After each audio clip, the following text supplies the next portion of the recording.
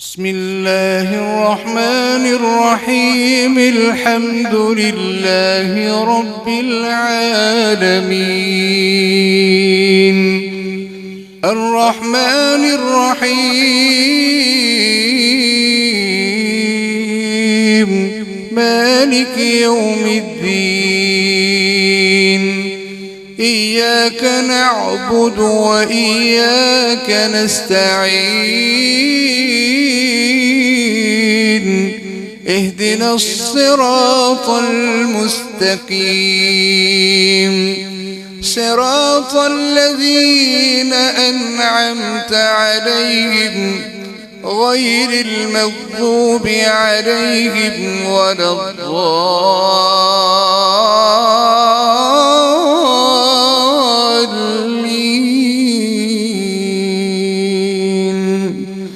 آمين. بسم الله الرحمن الرحيم. ألف لام ميم.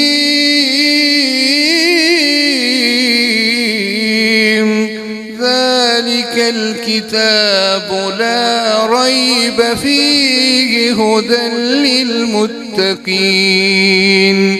الذين يؤمنون بالغيب ويقيمون الصلاة ومما رزقناهم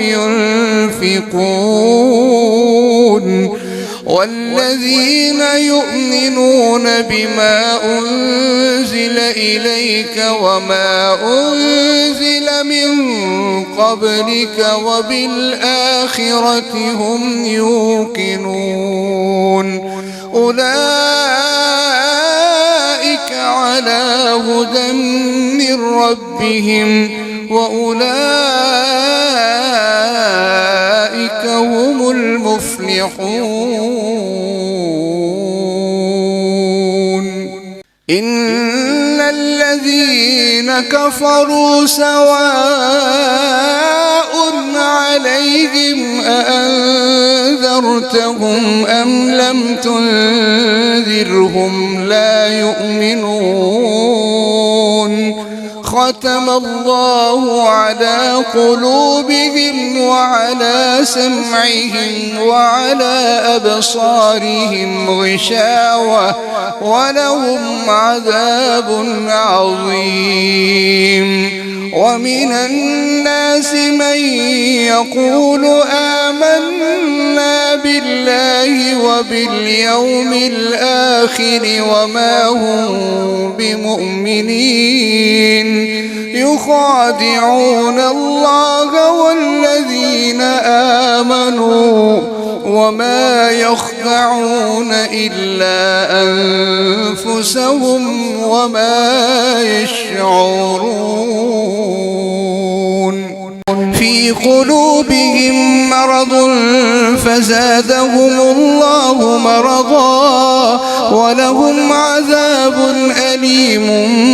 بما كانوا يكذبون. وإذا قيل لهم لا تفسدوا في الأرض قالوا إنما نحن مصلحون. ألا إنهم هم المفسدون ولكن لا يشعرون. وإذا قيل لهم آمنوا كما آمن الناس ألا إنهم هم المفسدون ولكن لا يشعرون. وإذا قيل لهم آمنوا كما آمن الناس قالوا أنؤمن كما آمن السفهاء ألا إنهم هم السفهاء ولكن لا يعلمون. وإذا لقوا الذين آمنوا قالوا آمنا وإذا خلوا إلى شياطينهم قالوا إنا معكم إنما نحن مستهزئون الله يستهزئ بهم ويمدهم في طغيانهم يعمهون أولئك الذين اشتروا الضلالة بالهدى فما ربحت تجارتهم وما كانوا مهتدين مثلهم كمثل الذي استوقد نارا فلما أضاءت ما حوله ذهب الله بنورهم وتركهم في ظلمات لا يبصرون صم بكم عمي فهم لا يرجعون أو كصيب من السماء فيه ظلمات ورعد وبرق يجعلون أصابعهم في آذانهم من الصواعق حذر الموت والله محيط بالكافرين يكاد البرق يخطف أبصارهم كلما أضاء لهم مشوا فيه وإذا أظلم عليهم قاموا ولو شاء الله لذهب بسمعهم وأبصارهم إن الله على كل شيء قدير يا أيها الناس اعبدوا ربكم الذي خلقكم والذين من قبلكم لعلكم تتقون الذي جعل لكم الأرض فراشا والسماء بناء وأنزل من السماء ماء فأخرج به من الثمرات رزقا لكم فلا تجعلوا لله أندادا وأنتم تعلمون وإن كنتم في ريب مما نزلنا على عبدنا فأتوا بسورة من مثله وادعوا شهداءكم من دون الله إن كنتم صادقين فإن لم تفعلوا ولن تفعلوا فاتقوا النار التي وقودها الناس والحجارة أعدت للكافرين وبشر الذين آمنوا وعملوا الصالحات أن لهم جنات تجري من تحتها الأنهار كلما رزقوا منها من ثمرة رزقا قالوا هذا الذي رزقنا من قبل وأتوا به متشابها ولهم فيها أزواج مطهرة وهم فيها خالدون إن الله لا يستحيي أن يضرب مثلا ما بعوضة فما فوقها فأما الذين آمنوا فيعلمون أنه الحق من ربهم وأما الذين كفروا فيقولون ماذا أراد الله بهذا مثلا يضل به كثيرا ويهدي به كثيرا وما يضل به إلا الفاسقين الذين ينقضون عهد الله من بعد ميثاقه ويقطعون ما أمر الله به أن يوصل ويفسدون في الأرض أولئك هم الخاسرون كيف تكفرون بالله وكنتم أمواتا فأحياكم ثم يميتكم ثم يحييكم ثم إليه ترجعون هو الذي خلق لكم ما في الأرض جميعا ثم استوى إلى السماء فسواهن 7 سماوات وهو بكل شيء عليم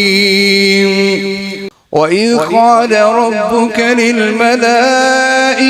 إني جاعل في الأرض خليفة قالوا أتجعل فيها من يفسد فيها ويسفك الدماء ونحن نسبح بحمدك ونقدس لك قال إني أعلم ما لا تعلمون وعلم آدم الأسماء كلها ثم عرضهم على الملائكة فقال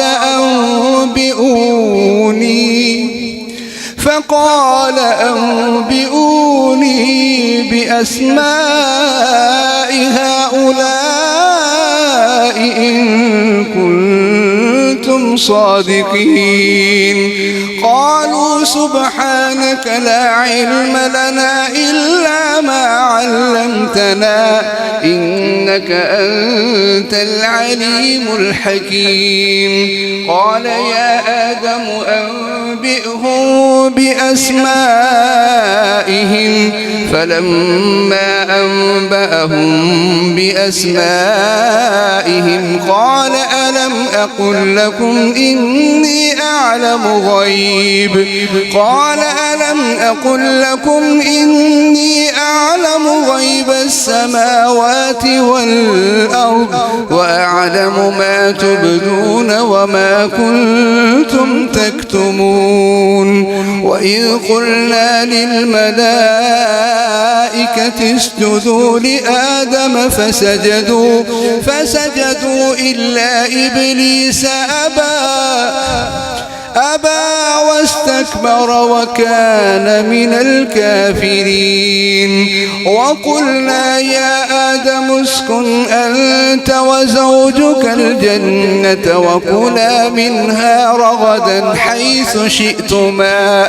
ولا تقربا هذه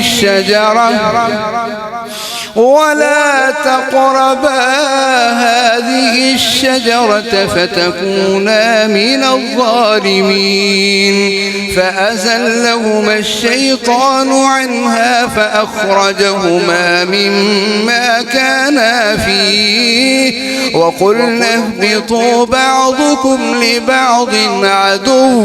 ولكم في الأرض مستقر ومتاع إلى حين فتلقى آدم من ربه كلمات فتاب عليه إنه هو التواب الرحيم قلنا اهبطوا منها جميعا فإما يأتينكم مني هدى فمن تبع هداي فلا خوف عليهم ولا هم يحزنون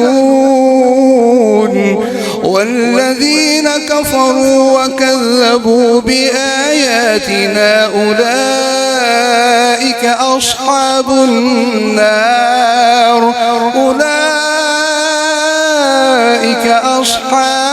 النار هم فيها خالدون. يا بني إسرائيل اذكروا نعمتي التي أنعمت عليكم وأوفوا بعهدي أوف بعهدكم وإياي فارهبون. وآمنوا بما أنزلت مصدقا لما معكم ولا تكونوا أول كافر به ولا تشتروا بآياتي ثمنا قليلا وإياي فاتقون. ولا تلبسوا الحق بالباطل وتكتموا الحق وأنتم تعلمون. وأقيموا الصلاة وآتوا الزكاة واركعوا مع الراكعين. أتأمرون الناس بالبر وتنسون أنفسكم وأنتم تتلون الكتاب أفلا تعقلون. واستعينوا بالصبر والصلاة وإنها لكبيرة إلا على الخاشعين الذين يظنون أنهم ملاقو ربهم وأنهم إليه راجعون. يا بني إسرائيل اذكروا نعمتي التي أنعمت عليكم وأني فضلتكم على العالمين. واتقوا يوما لا تجزي نفس عن نفس شيئا ولا يقبل منها شفاعة ولا يؤخذ منها عدل ولا هم ينصرون. وإذ نجيناكم من آل فرعون يسومونكم سوء العذاب يذبحون أبناءكم ويستحيون نساءكم وفي ذلكم بلاء من ربكم عظيم. وإذ فرقنا بكم البحر فأنجيناكم وأغرقنا آل فرعون وأنتم تنظرون. وإذ واعدنا موسى 40 ليلة ثم اتخذتم العجل من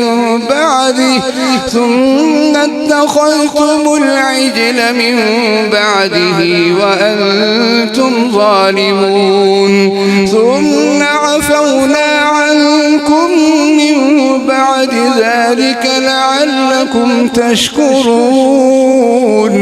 وإذ آتينا موسى الكتاب والفرقان لعلكم تهتدون. وإذ قال موسى لقومه يا قوم إنكم ظلمتم أنفسكم باتخاذكم العجل فتوبوا إلى بارئكم فاقتلوا أنفسكم ذلكم خير لكم عند بارئكم فتاب عليكم إنه هو التواب الرحيم. وإذ قلتم يا موسى لن نؤمن لك حتى نرى الله جهرة فأخذتكم الصاعقة وأنتم تنظرون. ثم بعثناكم من بعد موتكم لعلكم تشكرون. وظللنا عليكم الغمام وأنزلنا عليكم المن والسلوى كلوا من طيبات ما رزقناكم وما ظلمونا ولكن كانوا أنفسهم يظلمون. وإذ قلنا ادخلوا ادخلوا هذه القرية فكلوا منها حيث شئتم رغدا وادخلوا الباب سجدا وقولوا حطة نغفر لكم خطاياكم وسنزيد المحسنين. فبدل الذين ظلموا قولا غير الذي قيل لهم فأنزلنا على الذين ظلموا رجزا من السماء بما كانوا يفسقون. وإذ استسقى موسى لقومه فقلنا اضرب بعصاك الحجر فانفجرت منه 12 عينا قد علم كل أناس مشربهم كلوا واشربوا من رزق الله ولا تعثوا في الأرض مفسدين. وإذ قلتم يا موسى لن نصبر على طعام واحد فادع لنا ربك يخرج لنا مما تنبت الأرض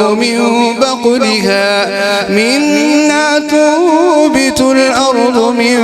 بقلها وقثائها وفومها وعدسها وبصلها قال أتستبدلون الذي هو أدنى بالذي هو خير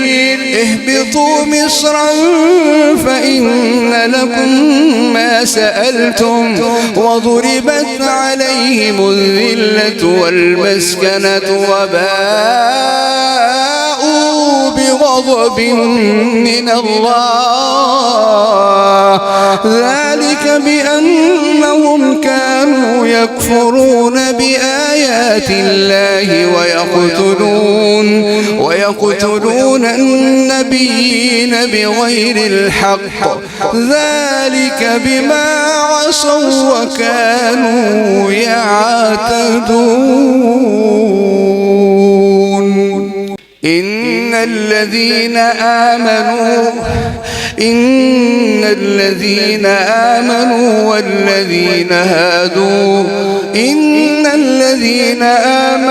والذين هادوا والنصارى والصابئين من آمن بالله واليوم الآخر وعمل صالحا فلهم أجرهم عند ربهم ولا خوف عليهم ولا هم يحزنون. وإذ أخذنا ميثاقكم ورفعنا فوقكم الطور خذوا ما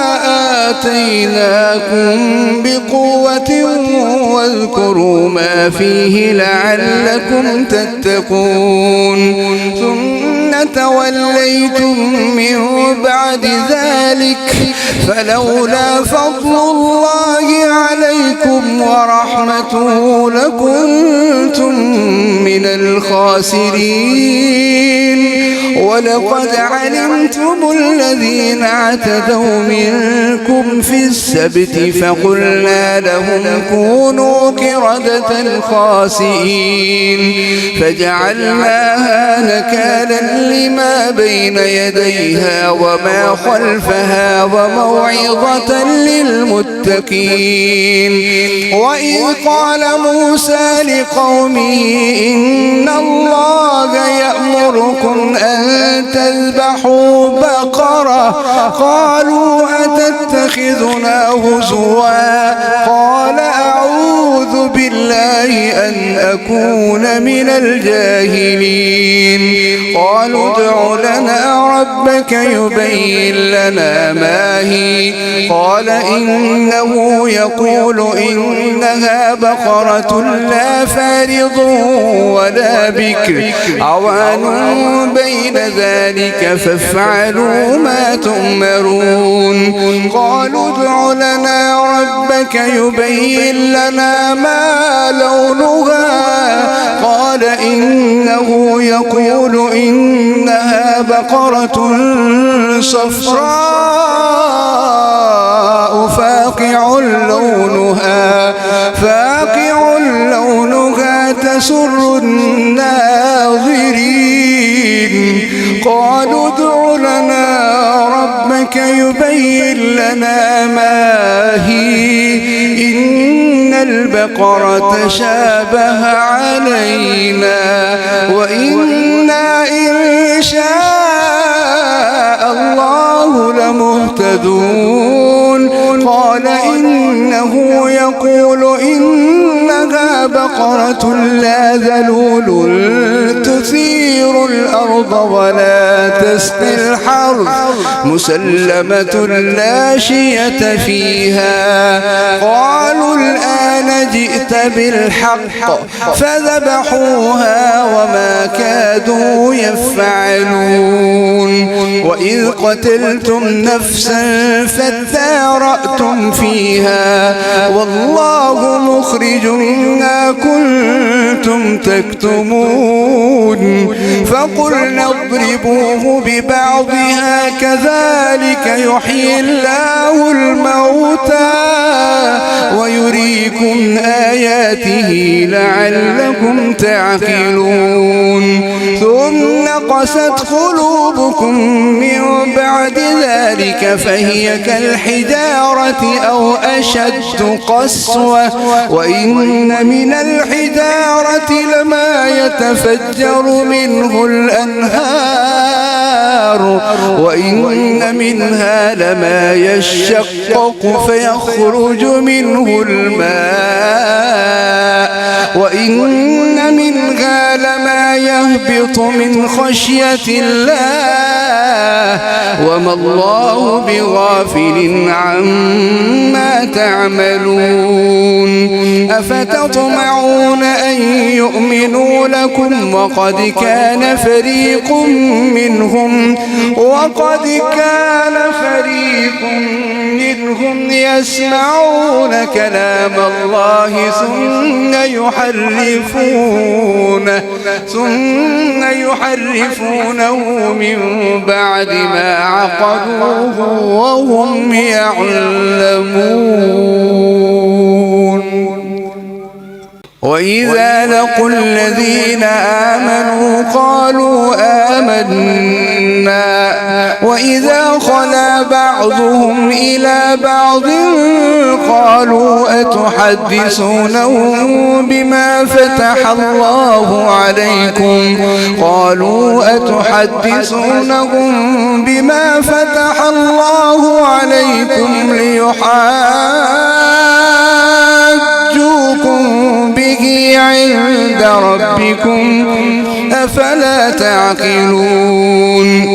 أولا يعلمون أن الله يعلم ما يسرون وما يعلنون ومنهم أميون لا يعلمون الكتاب إلا أماني وإن هم إلا يظنون فويل للذين يكتبون الكتاب بأيديهم ثم يقولون هذا من عند الله ليشتروا به ثمنا قليلا فويل لهم مما كتبت أيديهم وويل لهم مما يكسبون وقالوا لن تمسنا النار إلا أياما معدودة قل أتخذتم عند الله عهدا فلن يخلف الله عهده أم تقولون على الله ما لا تعلمون بلى من كسب سيئة وأحاطت به خطيئته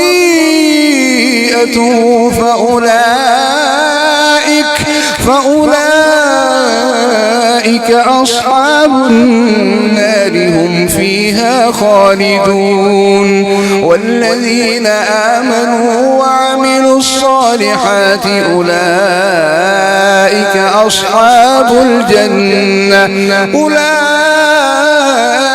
أصحاب الجنة هم فيها خالدون وإذ أخذنا ميثاق بني إسرائيل لا تعبدون إلا الله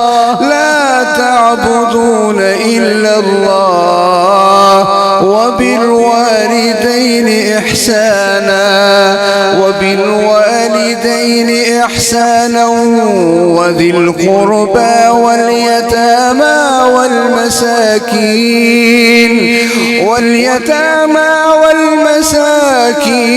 وقولوا للناس حسنا وأقيموا الصلاة وآتوا الزكاة ثم توليتم إلا قليلا منكم وأنتم معرضون وإذ أخذنا ميثاقكم لا تسفكون دماءكم ولا تخرجون أنفسكم من دياركم ثم أقررتم وأنتم تشهدون ثم أنتم هؤلاء تقتلون أنفسكم وتخرجون فريقا منكم من ديارهم تظاهرون عليهم بالإثم والعدوان وإن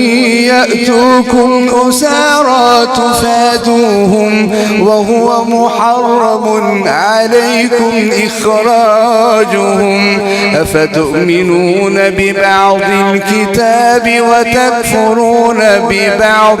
فما جزاء من يفعل ذلك منكم إلا خزي في الحياة الدنيا ويوم القيامة يردون إلى أشد العذاب وما الله بغافل عما تعملون أولئك الذين اشتروا الحياة الدنيا بالآخرة فلا يخفف عنهم العذاب ولا هم ينصرون ولقد آتينا موسى الكتاب وقفينا من بعده بالرسل وآتينا عيسى ابن مريم البينات وأيدناه بروح القدس أفكلما جاءكم رسول بما لا تهوى أنفسكم استكبرتم ففريقا كذبتم وفريقا تقتلون وقالوا قلوبنا غلف بل لعنهم الله بكفرهم فقليلا ما يؤمنون ولما جاءهم كتاب من عند الله مصدق لما معهم وكانوا من قبل يستفتحون على الذين كفروا فلما جاءهم ما عرفوا كفروا به فلعنة الله على الكافرين بئس ما اشتروا به أنفسهم أن يكفروا بما أنزل الله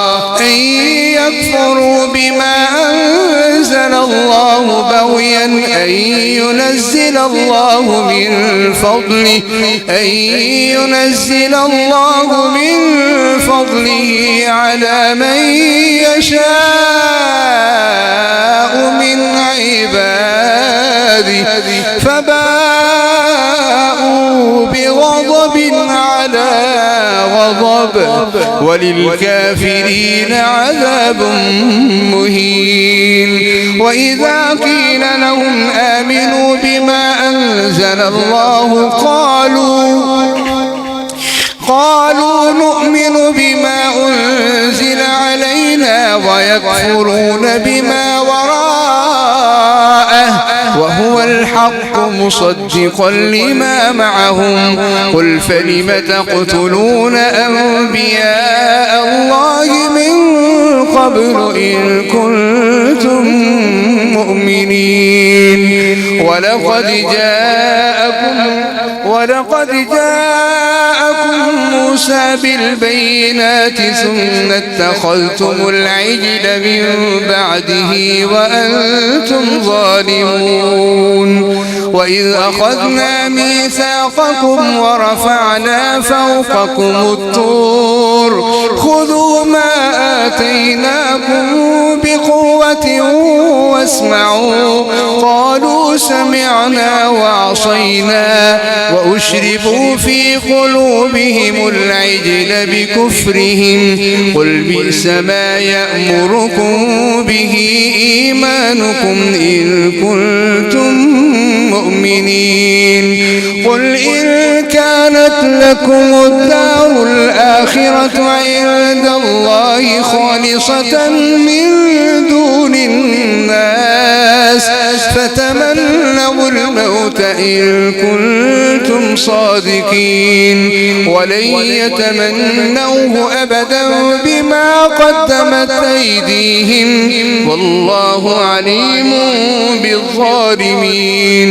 ولتجدنهم أحرص الناس على حياة ومن الذين أشركوا يود أحدهم لو يعمر 1000 سنة وما هو بمزحزحه من العذاب أن يعمر والله بصير بما يعملون. قل من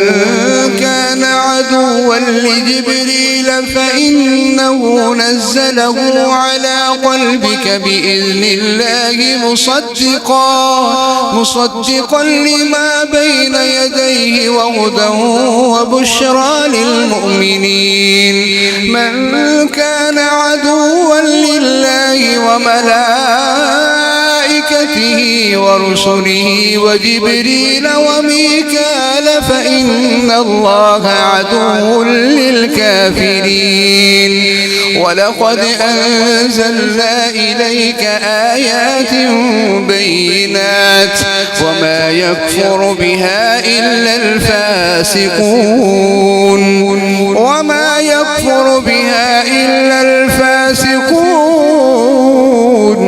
أو كلما عاهدوا عهدا نبذه فريق منهم بل أكثرهم لا يؤمنون. ولما جاءهم رسول من عند الله مصدق لما معهم نبذ فريق من الذين أوتوا الكتاب كتاب الله وراء ظهورهم كأنهم لا يعلمون. واتبعوا ما تتلو الشياطين على ملك سليمان وما كفر سليمان ولكن الشياطين كفروا يعلمون الناس السحر وما أنزل على الملكين ببابل هاروت وماروت وما يعلمان من أحد حتى يقولا إنما نحن فتنة فلا تكفر فيتعلمون منهما ما يفرقون به بين المرء وزوجه وما هم بضارين به من أحد إلا بإذن الله ويتعلمون ما يضرهم ولا ينفعهم ولقد علموا لمن اشتراه ما له في الآخرة من خلاق ولبئس ما شروا به أنفسهم لو كانوا يعلمون ولو أنهم آمنوا واتقوا لمثوبة من عند الله خير لو كانوا يعلمون يا أيها الذين آمنوا لا تقولوا راعنا وقولوا انظرنا واسمعوا وللكافرين عذاب أليم لا يود الذين كفروا من أهل الكتاب ولا المشركين أن ينزل عليكم من خير من ربكم والله يختص برحمته من يشاء والله ذو الفضل العظيم ما ننسخ من آية أو ننسها نأت بخير منها أو مثلها ألم تعلم أن الله على كل شيء قدير ألم تعلم أن الله له ملك السماوات والأرض وما لكم من دون الله من ولي ولا نصير أم تريدون أن تسألوا رسولكم كما سئل موسى من قبل ومن يتبدل الكفر بالإيمان فقد ضل سواء السبيل ود كثير من أهل الكتاب لو يردونكم من بعد إيمانكم كفارا حسدا من عند أنفسهم من بعد ما تبين لهم الحق فاعفوا واصفحوا حتى يأتي الله بأمره إن الله على كل شيء قدير وأقيموا الصلاة وآتوا الزكاة وما تقدموا لأنفسكم من خير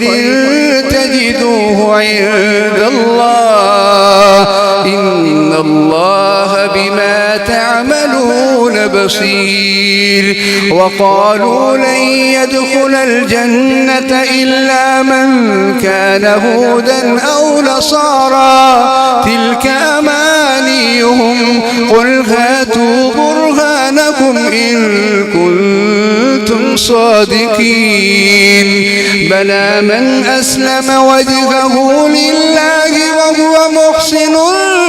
فله أجره عند ربه ولا خوف عليهم ولا هم يحزنون وقالت اليهود ليست النصارى على شيء وقالت النصارى ليست اليهود على شيء وهم يتلون الكتاب كذلك قال الذين لا يعلمون مثل قولهم فالله يحكم بينهم يوم القيامة فيما كانوا فيه يختلفون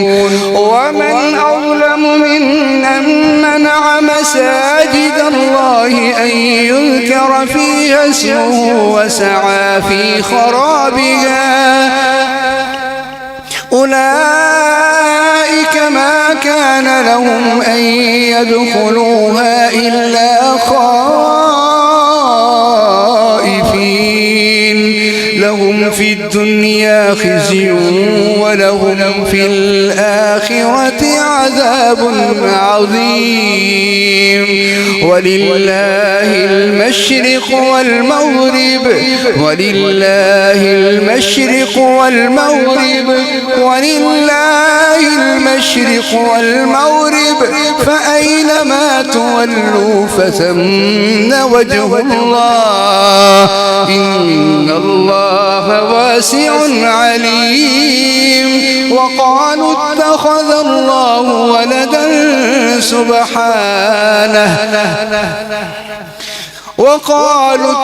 الله ولدا سبحانه بل له ما في السماوات والأرض كل له قانتون بديع السماوات والأرض وإذا قضى أمرا فإنما يقول له كن فيكون. وقال الذين لا يعلمون لولا يكلمنا الله أو تأتينا آية كذلك قال الذين من قبلهم مثل قولهم تشابهت قلوبهم قد بينا الآيات لقوم يوقنون.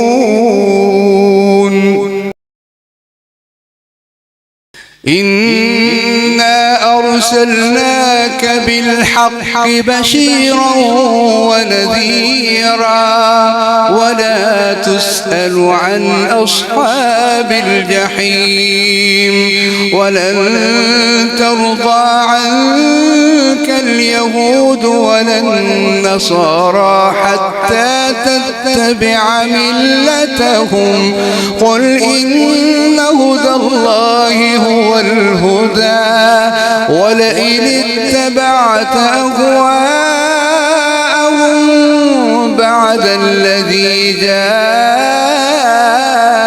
من العلم ما لك من الله من ولي ولا نصير. الذين آتيناهم الكتاب يتلونه حق تلاوته أولئك يؤمنون به ومن يكفر به فأولئك هم الخاسرون. يا بني إسرائيل اذكروا نعمتي التي أنعمت عليكم وأني فضلتكم على العالمين. واتقوا يوما لا تجزي نفس عن نفس شيئا ولا يقبل منها عدل ولا يؤخذ منها عدل ولا تنفعها شفاعة ولا هم ينصرون. وإذ ابتلى إبراهيم ربه بكلمات فأتمهن قال إني جاعلك للناس إماما قال ومن ذريتي قال لا ينال عهد الظالمين. وإذ جعلنا البيت مثابة للناس وأمنا واتخذوا من مقام إبراهيم مصلى وعهدنا إلى إبراهيم وإسماعيل أن طهر بيتي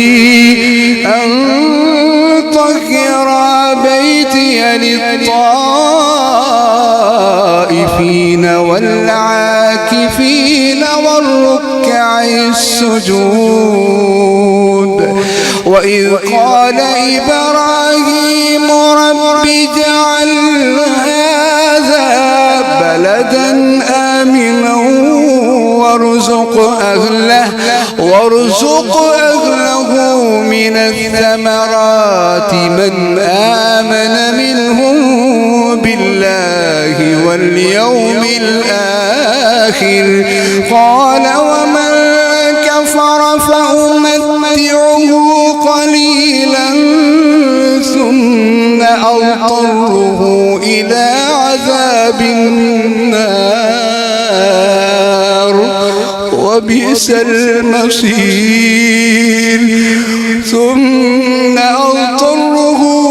إلى عذاب النار وبئس المصير وإذ يرفع إبراهيم القواعد من البيت وإسماعيل ربنا تقبل منا إنك أنت السميع العليم ربنا وجعلنا مسلمين لك ومن ذريتنا أمة مسلمة لك وأرنا مناسكنا وتب علينا إنك أنت التواب الرحيم ربنا وابعث فيهم رسولا منهم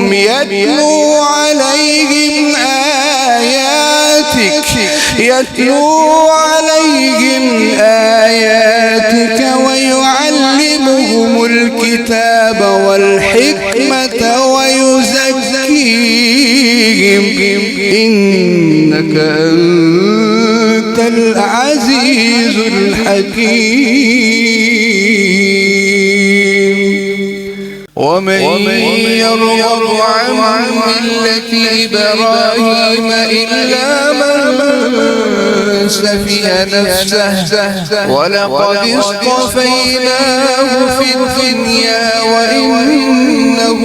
في الآخرة لمن الصالحين إذ قال له ربه أسلم قال أسلمت لرب العالمين ووصى بها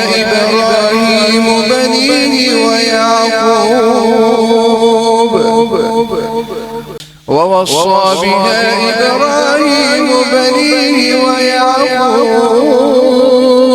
يا بني إن الله اصطفى لكم الدين فلا تموتن إلا وأنتم مسلمون أم كنتم شهداء إذ حضر يعقوب الموت إذ قال لبنيه ما تعبدون من بعدي قالوا نعبد إلهك وإله آبائك إبراهيم وإسحاق ويعقوب قالوا نعبد إلهك وإله آبائك إبراهيم وإسماعيل وإسحاق إلها واحدا ونحن له مسلمون تلك أمة قد خلت لها ما كسبت ولكم ما كسبتم ولا تسألون عما كانوا يعملون وقالوا كونوا هودا أو نصارى تهتدوا قل بل ملة إبراهيم حنيفا وما كان من المشركين قولوا آمنا بالله وما أنزل إلينا وما أنزل إلى إبراهيم وإسماعيل وإسحاق ويعقوب والأسباط وما أوتي موسى وعيسى وما أوتي نبيون من ربهم لا نفرق بين أحد منهم ونحن له مسلمون فإن آمنوا بمثل ما آمنتم به فقد اهتدوا وإن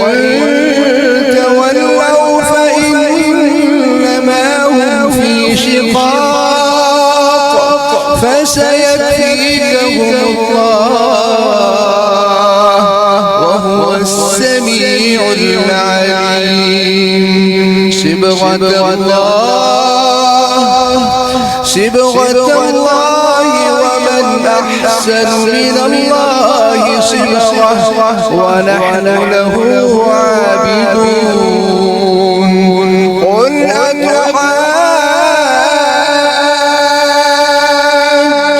أتحاجوننا في الله وهو ربنا